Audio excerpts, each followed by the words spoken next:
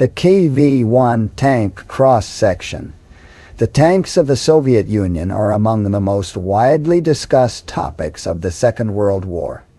The legendary T-34 was the most heavily produced tank of the conflict and the backbone of the Soviet armed forces. There were many other tanks employed by the Soviets, though, and among these, the KV-1 stands out as worthy of some recognition. Origins as early as the 1920s, the Soviet Union began development on what would be called deep battle doctrines, using fast mobile forces to punch deep into enemy territory. For this tactic to be successful, it required a multitude of vehicles, including fast-moving armored scout cars, rugged main battle tanks, and larger, more robust heavy tanks that could shrug off enemy firepower, while dishing out knockout blows about knockout blows of its own.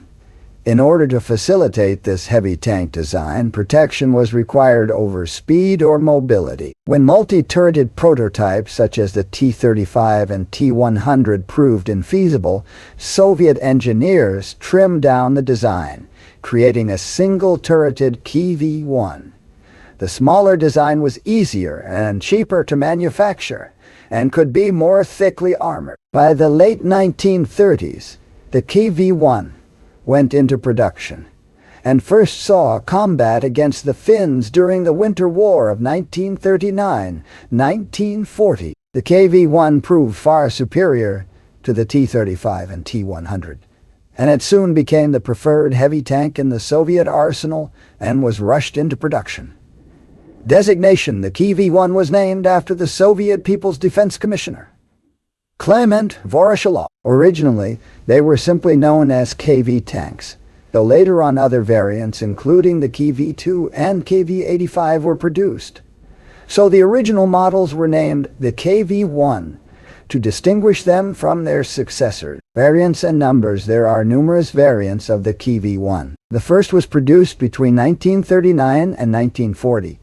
And in 1941, some of these were upgraded to the KV-1E, which had 20 mm armor plates bolted on to the exterior, as well as an improved main cannon. Also in 1941, the KV-1B was produced, which featured extra armor and later on a longer-barreled gun. Further armor upgrades came in 1942 with the introduction of the KV-1K.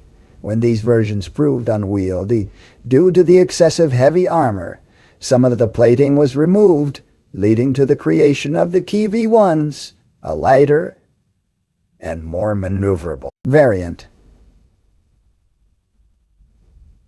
The chassis of the KV-1 was the basis for the KV-8 flamethrower tank, as well as the Su-152 self-propelled howitzer.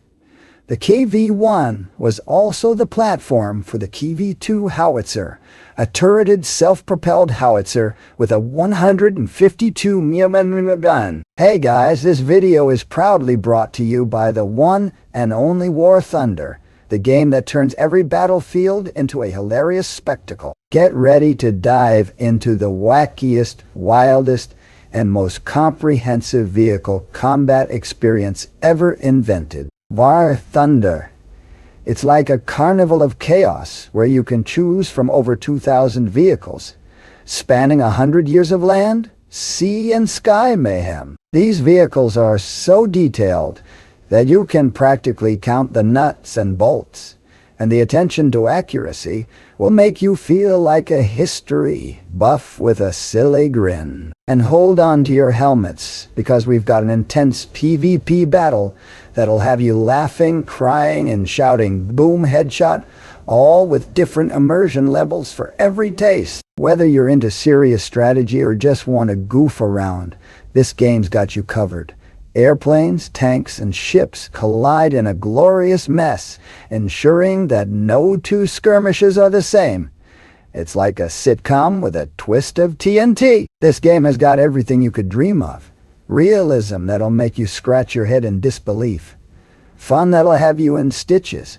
And 4K textures that'll make your eyes pop out. And if you ever feel the need to scratch that historical itch, you can inspect every single part of your vehicle, complete with hilarious labels. So grab your comically oversized wrench and join me on the battlefield as we embark on a side-splitting adventure together to experience the mayhem of war.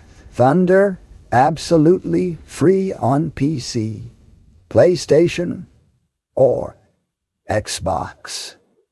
Sign up now using the link in the description below, and you'll receive a gigantic free bonus pack that includes a ton of wacky premium vehicles, Easter, a premium account model, and more.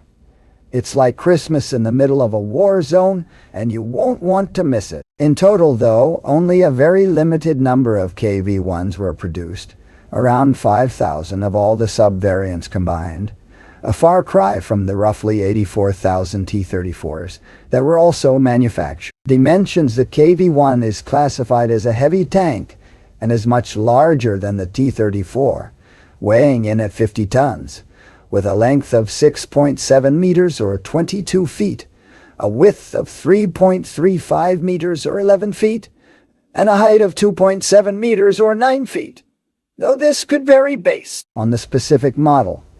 Armament: the KV-1's primary armament was a 76.2 millimeter cannon.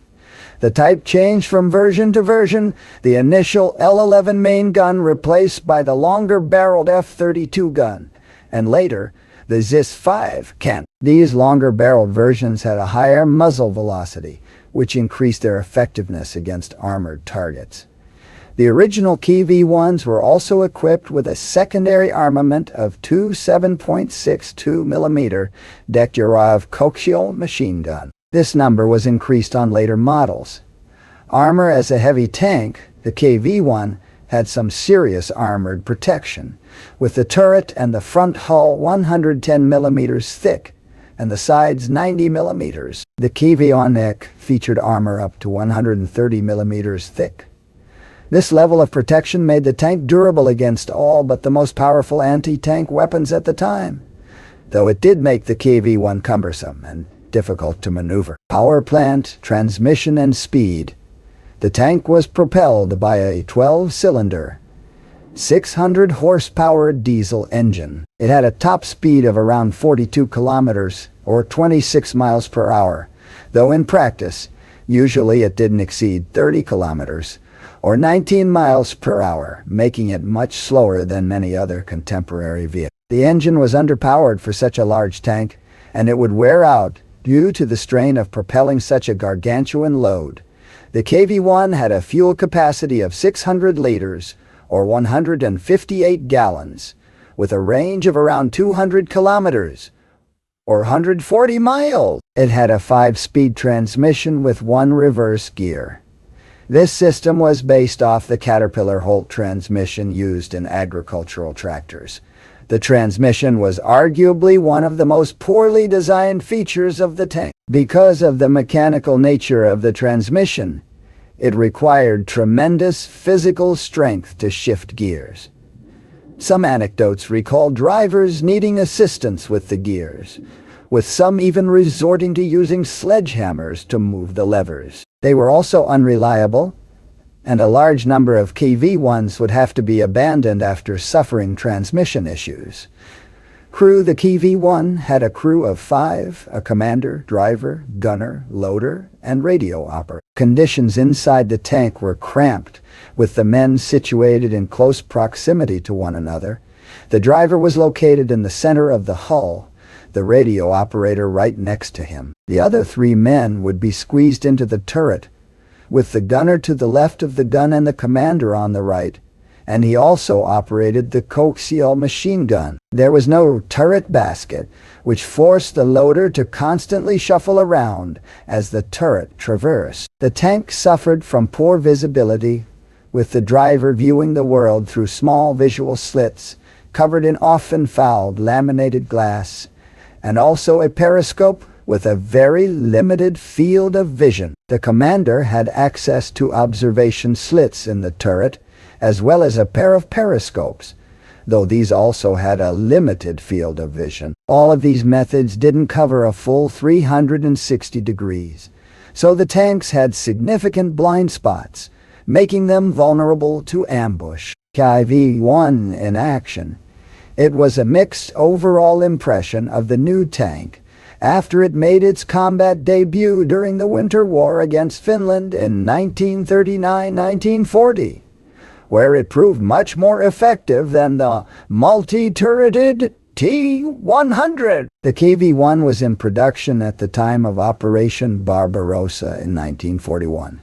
Though they were only made in limited numbers, they were highly effective against the German tanks and anti-tank weapons. The thick armor proved virtually immune to the 37 mm and 50 mm Eton and 50 mm anti-tank guns that the Germans employed, and the Panzer III and IV were equally ineffective. The only weapon that could be successfully used against the KV-1 at this stage of the war was the 88 mm anti-aircraft flak gun, which was converted for use as an anti-tank artillery gun. In one incident near the town of Raseiniai, Lithuania, a single KV-1 held off elements of the entire 6th Panzer Division, destroying a column of trucks, numerous anti-tank guns, and absorbing everything the Germans could throw at it without suffering significant damage, holding up the entire German division for 24 hours. In another action, one KV-1 knocked out 22 enemy tanks in a single battle, while receiving 135 hits to itself, but still remained operational. In spite of their effectiveness, the KV-1 was not just manufactured in a sufficient enough number to make a significant difference. With only a few hundred in operational service at the onset of the fighting, not nearly enough to turn the tide of the conflict.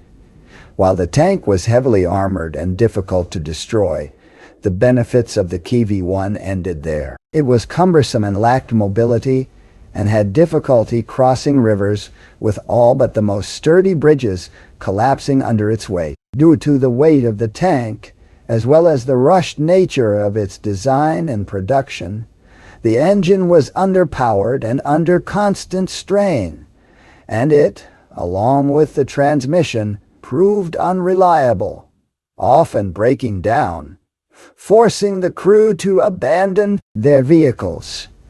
As the war progressed, more advanced German tank designs, such as the Tiger II and Panther, were able to defeat the heavily armored KV-1, nullifying its greatest asset. Such a large, slow-moving vehicle was also an easy target for anti-tank weapons, and it lacked the mobility to avoid these threats. Furthermore, the main gun of the KV-1 was the same type used on the T-34, which was a faster, more mobile, more reliable, and much cheaper and easier to produce tank.